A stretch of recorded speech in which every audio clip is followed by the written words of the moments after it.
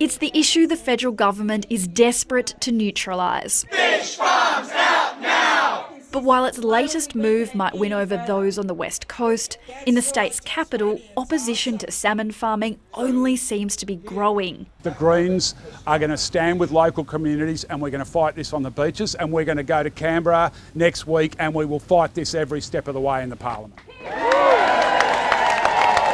As pieces of salmon and fish oil washed up on beaches in the state's southeast over the past few weeks, the Albanese government was nowhere to be found.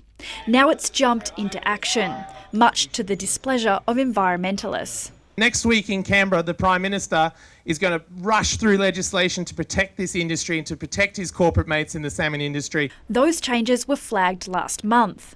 It's still unclear exactly what they'll involve, but there will be amendments to what the government calls the Flawed Environmental Protection and Biodiversity Conservation Act. Green groups fear that could impact a potential review under the Act into whether salmon farming can continue in the harbour at current levels. It's extremely concerning that for once, when the National Nature Law appears to be doing what it's supposed to do, that they are going to rip it up. The salmon workers in Tasmania deserve certainty, and it's absolutely critical that the federal parliament deliver that.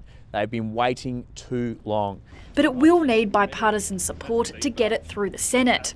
Of course, we want to support it, but the Prime Minister's making it very hard, given he's not letting us see the bill. He hasn't returned our calls. His ministers aren't engaging with us, so we don't know what it is we're being asked to support. People will see the legislation next week. As we committed to introduce, we'll be introducing it, and we expect it to be carried. Salmon Tasmania declined to comment. Lucy MacDonald, ABC News.